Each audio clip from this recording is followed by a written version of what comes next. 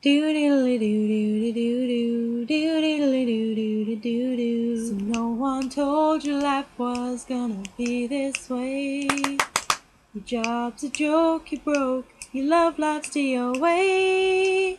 It's like you're always stuck in second gear, when it hasn't been your day, your week, your month, or even your year. But I'll be there for you when the rain starts to pour. I'll be there for you like I've been there before. I'll be there for you 'cause you're there for me too. After we left Sacré-Cœur, we went into Montmartre, which is like the really artsy area of Paris, and which I fell in love with. It's full of street performers and street artists, and it's just brilliant, and I have decided that it would be brilliant to go and live there and work and draw people and all of that as like a thing. So there's another backup plan to add to my long list of backup plans. And that was where, when we went for something to eat, the great Snail debacle happened. Maura, the pretentious traveller that she is, her words not mine, decided she would order snails. So she did. And the waiter was really, really nice and had to help Maura with her snails because she was having some difficulty getting hold of them to get the actual meat out, which resulted in great hilarity for us, but kind of great embarrassment for Maura. She ordered 6 snails, so she kept, like, the waiter kept coming over and helping her, and the last one, she kind of cheated and managed to get hold of it.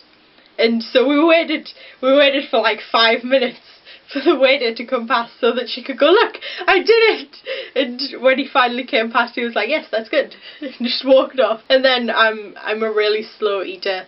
There's no excuse for this. I wasn't even taking photos. All these photos are Charlotte's. I'm just really slow, and all I'd ordered was some chips. And by the time Maura and everyone else had finished, even the snails were gone, and I was still eating. And I was like, "Oh, I didn't realise you were all finished." And the waiter goes, and I swear there was the tiniest trace of sarcasm in his voice, "Take all the time you need."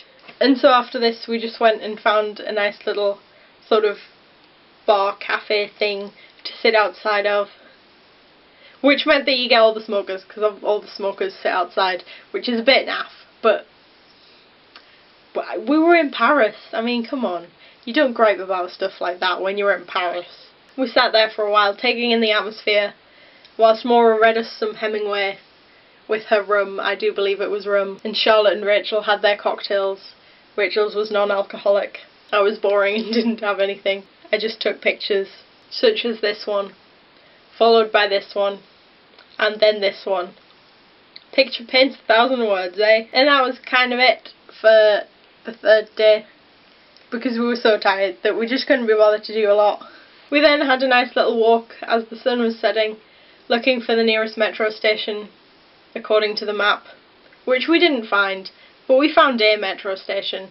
And so there was a bit more of being on a train, and a bit more walking, until we could just get back to the hotel and do what we'd all been wanting to do all day. Well, okay, that's maybe a bit of an over-exaggeration. I know Rachel would want to do this all day, but Rachel just wants to do this 24/7.